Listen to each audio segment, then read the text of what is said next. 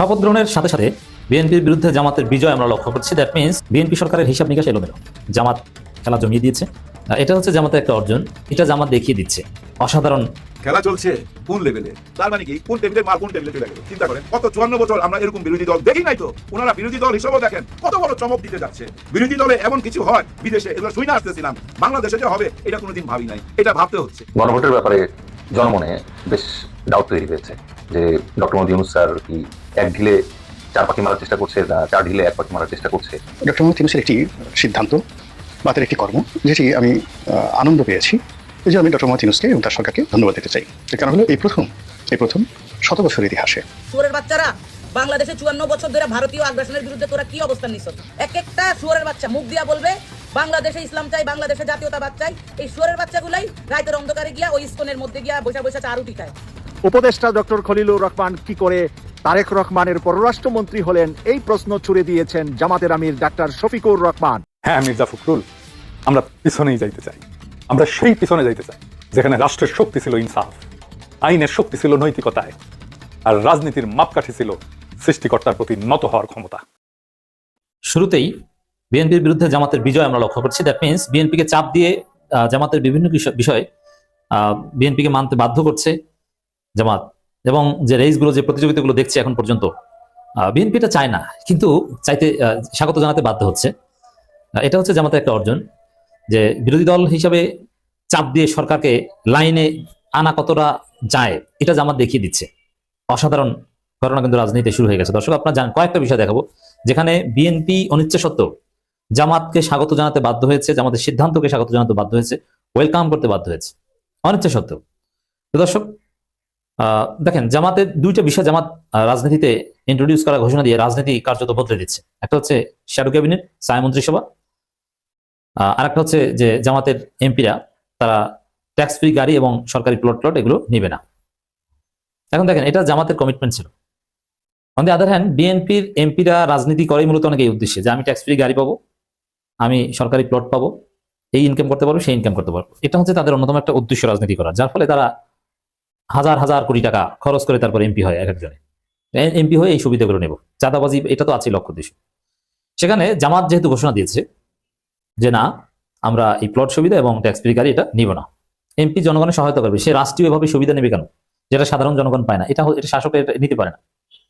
জামাতের ঘোষণার পর বিএনপি এখন বলছে না, আমরাও ট্যাক্স ফ্রি গাড়ি নিব না, আমরাও সরকারি প্লট নিব না। মজা না? এর মানে জামাতের লাইনে আসতে বাধ্য হচ্ছে বিএনপি। কিভাবে? এটা অনিবার্য ছিল যে জামাত বলছে আমরা নিব না, এখন যদি বিএনপি নেয় মানুষ বিএনপি গালি দিবে, তোরা তো লোভী। তো এই জন্যে বিরোধী দল হিসেবে জামাত, আমি যেটা আগে বলেছিলাম যে জামাত বাংলাদেশ বদলে দিবে, বিএনপিকে বদলে দিচ্ছে। দেখলেন তো কিভাবে? বিএনপি এর আগে একবারও বলেছিল যে আমরা এটা করবো, ট্যাক্স ফ্রি গাড়ি নিব না, সরকারি প্লট নিব না, বলেনি। কিন্তু এখন জামাতের কারণে তারা বলতে বাধ্য হচ্ছে, নইলে অবস্থা খারাপ। মজার বিষয়। এরপরে ছায়া মন্ত্রিসভা, শ্যাডো ক্যাবিনেট, এগুলো বিএনপির জন্য বিব্রতকর। কারণ বিএনপি যে সময় আকাম টাকাম করবে করে চিন্তা করেছিল, এখন তো কিছু করা যাবে না। ছায়া মন্ত্রিসভা 12টা বাজিয়ে দিবে তাদের। এবং জামাতের নির্বাচনী প্রচারণা তাহলে সংসদের প্রথম দিন থেকেই শুরু, কারণ তারা ছায়া মন্ত্রিসভা নিয়ে কাজ করবে। ছায়া মন্ত্রিসভার একটা অবজেক্টিভ হচ্ছে নির্বাচনী প্রচারণা, নিজেদেরকে যোগ্য হিসেবে প্রমাণ করা, অল্টারনেটিভ উইজডম সাবমিট করা, জাতির সামনে উপস্থাপন করা, সরকারের ত্রুটির বিপরীতে পলিসি, অল্টারনেটিভ পলিসি ডিক্লেয়ার করা, জাতিকে জানানো, সরকারকে চাপ দেওয়া। এটা বিএনপির জন্য ডেফিনেটলি বিব্রতকর। কিন্তু বিএনপির অনেক নেতা বলেছে না না, আমরা এটাকে স্বাগত জানাই। যেমন ছায়া মন্ত্রিসভা গঠনের সিদ্ধান্তকে বিএনপি স্বাগত জানায়, সালাউদ্দিন আহমেদ স্বাগত জানান না, এটা আমরা জানি, বরং বাধ্য হয়ে এখন স্বাগত জানানোর কথা বলছেন। এটা পরিস্থিতি আপনাদেরকে এই পথে এনেছে। It's true. তো দর্শক, এভাবে এই প্লট কিংবা ট্যাক্স ফ্রি গাড়ি এবং ছায়া মন্ত্রিসভা, এগুলো বিএনপি ওয়েলকাম করতে বাধ্য হচ্ছে। কারণ যে সরকারে বসেছে তারা তাদের জায়গায় আজকের প্রথম দিনেই কিন্তু তারা জাতির কাছে প্রশ্নবিদ্ধ হয়েছে এবং তারা সংস্কার থেকে ইউটার্ন নিয়েছে। জনগণ ইতিমধ্যেই বুঝতে সক্ষম হয়েছে যে বিএনপি শুধুমাত্র রাষ্ট্রের ক্ষমতায় যাওয়ার জন্য, এমপি মন্ত্রী হওয়ার জন্য, তারা তাদের জায়গায় শপথ নেয়ার জন্যই ছলে বলে কৌশলে সংস্কারের পক্ষে অবস্থান নিয়েছে। কিন্তু আজকে যখন তারা সেই সংস্কার পরিষদের সদস্য হিসাবে শপথ বাক্য পাঠ করেননি, তখনই জনগণ ধরে নিয়েছে এরা আর আগামীতে রাষ্ট্র ক্ষমতায় আসতে পারবে না। কারণ যারা জুলাই চেতনাকে বিশ্বাস করে না, যারা জনগণের চাহিদাকে পূরণ করতে চায় না, যারা জনগণের সংস্কারকে পূর্ণাঙ্গ রূপে জাতির কাছে অ্যাকসেপ্টেবল করে সেটাকে সুন্দরভাবে গ্রহণ করিয়ে দিতে চায় না, তারা আর যাই হোক বাংলাদেশের এই জুলাই চেতনা 24-এর গণ অভ্যুত্থানকে ধারণ এবং লালন করতে পারে না। এই বিএনপি কিন্তু আজকের রাজনীতিতে বাংলাদেশের রাষ্ট্র ক্ষমতায় এসেছে শুধুমাত্র এই 24-এর গণঅভ্যুত্থানের জুলাই বিপ্লবীদের কারণেই। এবং এই জুলাই যারা শহীদ হয়েছে সেই শহীদদের অবদান, রাজনৈতিকভাবে যারা ফাঁসির কাস্টে বিভিন্ন সময় ঝুলেছে সেই জামাত ইসলামের নেতৃবৃন্দের অবদান, তারপরে মানুষদেরকে খুন, গুম, হত্যা, রাহাজানি করা হয়েছে, সেই সব কিছুর জায়গা থেকে বেনিফিট ভোগ করেছে বিএনপি। এবং সেই বিএনপি বেনিফিট ভোগ করতে গিয়ে যতটা কৃতজ্ঞতাশীল হওয়া দরকার ছিল সেই কৃতজ্ঞতাটা তারা প্রথম জায়গায় তারা মিস করেছে। তারা বলার চেষ্টা করেছে শপথ নিব কার কাছে, অথচ স্পষ্ট বলা আছে জুলাই সনদের এই ভিত্তিটার উপরে যে শপথ তার কাছেই নেব যার কাছে আমি এমপি শপথ নিচ্ছি, তার কাছেই আমি জুলাই সংস্কার পরিষদের সদস্য হিসেবেও শপথ নিব। আমাদের বাংলাদেশের নিয়ম অনুযায়ী যদি সংবিধানের কথা বলি তাহলে নির্বাচন হওয়ার কথা শেখ হাসিনার সেই 2029 সালে। তাহলে কেন আমরা এখন নির্বাচন করলাম এবং শেখ হাসিনা কি বাংলাদেশ থেকে প্রধানমন্ত্রীর দায়িত্ব অবস্থায় চলে যেতে হলো? তার মানে সাংবিধানিক ক্রাইসিস যখন তৈরি হয়েছে তখন নতুন জনবান্ধব যে আইন, সেই আইনটা যখন জনগণ অ্যাকসেপ্ট করেছে, জুলাই সনদে জনগণ যখন স্বীকৃতি দিয়েছে, হায়ের পক্ষে যে মানুষ ভোট দিয়েছে, এই ভোটের পরবর্তীতে নতুন কোনো আইন আর প্রয়োজন নেই। কিন্তু বিএনপি সেই আইনটাকে অবজ্ঞা করে তারা শপথ নিয়েছে। সে কারণেই আমি বলছি যে তারা শুধুমাত্র এমপির শপথ নিয়েছে, অন্যটা নেয়নি। না নেওয়ার মধ্য দিয়ে তারা আগামীর সংস্কার প্রশ্নবিদ্ধ করেছে। এখান থেকেই স্পষ্ট যে কোনো সময় যদি বাংলাদেশে নতুন নির্বাচন হয় সেই নির্বাচনে জামাত ইসলামের নেতৃত্বেই ক্ষমতায় সরকার গঠিত হবে। কারণ জুলাইয়ের চেতনার সেই স্পিরিটধারী এনসিপি সহ অন্যান্য 11 দল যারা রয়েছেন তারা কিন্তু সেই জুলাই চেতনাটাকে ধারণ এবং লালন এবং সেটাকে বাস্তবায়ন করতে চায়। বাংলাদেশে নতুন যদি কোনো আন্দোলন হয় সেই আন্দোলনটাও হবে সংস্কার রক্ষার আন্দোলন। কারণ একদল ইতিমধ্যে পালিয়ে চলে গিয়েছে, আরেক দল অবস্থায় আছে। যদি তারা সেই সংস্কারটা সুন্দরভাবে করতে না পারে তাহলে তাদের পরিণতিও ভালো একটা হবে না।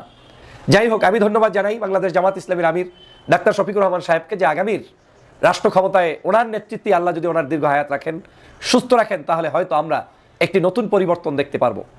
আমি তাকে এ কারণে ধন্যবাদ জানাই যে বাংলাদেশের প্রেক্ষাপটে একটা সময় মানুষের ধারণা ছিল জামাত ইসলাম মানে কারোর সাথে লিয়াজো মেনটেন করে 20টা-25টা সিটের রাজনীতি করবে। কিন্তু এই কোনো একজন ব্যক্তি যিনি ডাক্তার শফিকুর রহমান, যিনি জনতার সামনে এসে জামাত ইসলামকে গণমানুষের দলে রূপান্তরিত করে এই অঞ্চলের প্রত্যেকটি অলিতে গলিতে সমস্ত জায়গায় জামাত ইসলামের বিচরণ ঘটিয়ে দিয়েছেন। শুধু তাই নয়, ভোটের পার্সেন্টেজে এই সকল ভোট কারচুপি, অন্যায়, অত্যাচার করার পরেও জামাত ইসলাম আর বিএনপির মধ্যে এখন আর তফাৎ বেশি কিন্তু নেই, সামান্য। এই 2-3% যে তফাৎ, এটা আগামী নির্বাচনের পূর্বেই সেটা এত বড় আকারে সাইক্লোন ঘটবে, বিপ্লব ঘটবে, যেটা কেউ কল্পনাও করতে পারেন নাই। একদিকে বিএনপির দুর্নীতি, অত্যাচার, নিপীড়ন, যদি তারা সেটাকে চলমান রাখে তাহলে মানুষের ক্ষোভে ফেটে ওঠা। অন্যদিকে বিরোধী দল হিসেবে প্রথম টার্গেট এখন দেশি বিদেশি সবাই কিন্তু জামাত ইসলামের দিকে, যে তারা কিভাবে পারফর্ম ভালো করে।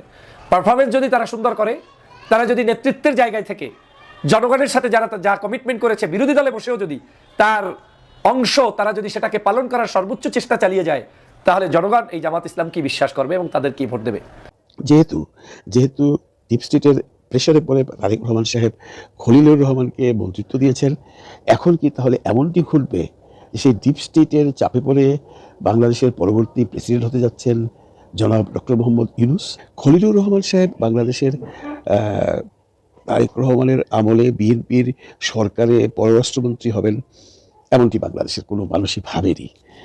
একটি মানুষ এই কথা ভাবেনি। 2-1 জন ভেবেছেন যে কিছু টেকনোক্র্যাট মন্ত্রী দেবেন, তাহলে এই খলিলুর রহমানের নাম ছিল না কখনই, বা এটা মানুষ স্বপ্নেও ভাবেনি যে খলিলুর রহমানকে তারেক রহমান সাহেব মন্ত্রিত্ব দেবেন। কারণ বিএনপিতে অনেক বাঘা নেতৃত্ব আছেন, নেতা আছেন, জ্ঞানী আছেন, গুণী আছেন, যারা এই দায়িত্বটা তুলে রাখতে পারবেন, এই দায়িত্বটা সুন্দর করে পালন করতে পারবেন। কারণ বিএনপির অনেকেরই বিগত সরকারে তাদের আমলে সরকার চালাবার অভিজ্ঞতাও আছে। তারপরও তারেক রহমান সাহেব কেন বাহির থেকে এনে একজন কন্ট্রোভার্সিয়াল ব্যক্তিকে এনে তার মন্ত্রিসভায় যোগ দিতে বললেন? কন্ট্রোভার্সিয়াল বলছি এই জন্য, আপনারা অনেকেই হয়তো জানেন বা অনেকেই জানেন না, এই খলিলুর রহমান সাহেব কিন্তু 111-এর সময় ফখরুদ্দিন সাহেবের এপিএস না পিএস ছিলেন। তখন উনি একটা বিরাট কেলেঙ্কারিতে জড়িত হয়েছিলেন। উনি একজন মহিলাকে কোনো কিছু মহিলাদের মৃত্যুজনিত কারণে ওনার বিরুদ্ধে কেস হয়েছিল, তারপর উনি চলে গিয়েছেন। যদি এর ব্যাখ্যা উনি দিয়েছেন যে ওই কেস নাকি ডিসমিস হয়ে গেছে, আমি সেই আলোচনায় গেলাম না, কিন্তু he is a controversial person. এরপরে বিভিন্ন কন্ট্রোভার্সি উনি করেছেন, বিভিন্ন রকম কন্ট্রাক্ট করে, আমেরিকাতে যাতায়াত করে, বিভিন্ন দেশে যাতায়াত করে, ভারতের সাথে লিয়াজু করে কোনো রকম উনি তার এই সময়টা পার করেছেন।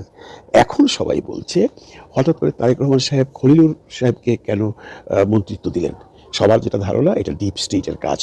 তারপরে সবাই বলতে চাচ্ছে তারেক রহমান সাহেব বাধ্য তারেক রহমান সাহেব যে কোনো একটা চাপের মধ্যে পড়ে, সেটা কোন দেশের চাপ, আমেরিকার না ইন্ডিয়ার না কার আমরা জানি না, এটা ডিপ স্টেটের চাপে উনি দিয়েছেন। কিন্তু এই ডিপ স্টেটের চাপের দিক আর যে কোনো কারণেই দিক, বাংলাদেশের মানুষ, বাংলাদেশের আপামর জনগণ যারা বিএনপি করে বা যারা বিএনপি করে না, যেমন আমরা বিএনপি করি না, বাট আমরা দেশের মঙ্গল চাই, আমরা কিন্তু খুব ভালোভাবে এটা গ্রহণ করতে পারলাম না। আমরা জানি বিএনপিতে অনেক বড় বড় জ্ঞানী গুণী নেতা আছে, তাদের থেকে একজনকে করতে পারতেন। এই খলিলুর রহমানের মন্ত্রী হবার পর ঢাকা শহরে বা পুরো বাংলাদেশে আলোচনা এখন একটাই, খলিল খলিল খলিল, অন্য কোনো আলোচনা নেই।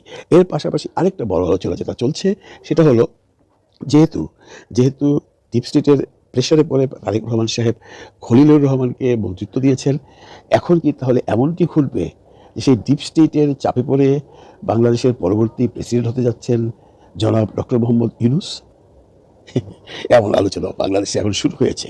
কারণ আমাদেরকে একটা হিসাব মিলাতে হবে, যে ডিপ স্টেটের প্রেশারে পড়ে তারেক রহমান সাহেব খলিলুর রহমান সাহেবকে পররাষ্ট্রমন্ত্রী বানিয়েছেন, সেই ডিপ স্টেট নিশ্চয়ই আমাদের প্রাক্তন প্রধান উপদেষ্টা এবং খলিলুর রহমান যে কাজগুলো করেছেন একই ডিপ স্টেটের কথা অনুযায়ী।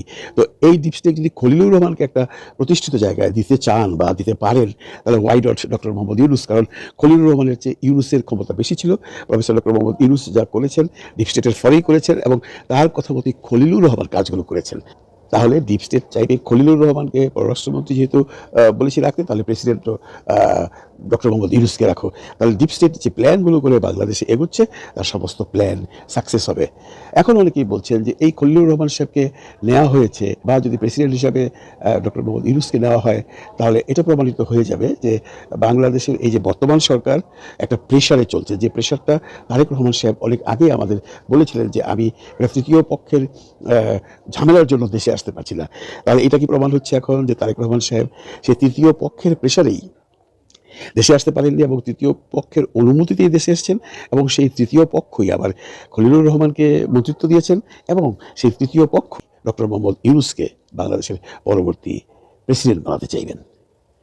আমাদের শুধু এখন অপেক্ষা করতে হবে সামনে কি হয় সেটা দেখবার জন্য। একবার 10টা কষ্টের জন্য পিড়ায় বাইক করে দিছে, খাম্বা চোখে একবার 10টা কষ্টের জন্য ওরে পিড়ায় পিড়ায় পিড়ায় বের করে দিছে, আবার ঢুকাইছে জামায়াতকে ঠেকানোর জন্য, আবার নিয়ে আসছে জামায়াতকে ঠেকানোর জন্য এই খাম্বা চোখে মুসলেখা দিয়া। ওর অনুমতি লাগে, মুসলেখা লাগে। ও নিজের কোনো ক্ষমতা নাই, কোনো যোগ্যতা নাই, কোনো মেরুদণ্ড নাই, কোনো ব্রেন নাই, কোনো শিক্ষা নাই, দীক্ষা নাই, কিছু নাই। দিল্লিকে লাগে কথায় কথায়। একবার দিল্লি 10টা কষ্টের জন্য পিড়ায় বাইক করে দিছে, হাড্ডি গুড্ডি গুঁড়া করে ডিপোর্ট করছে।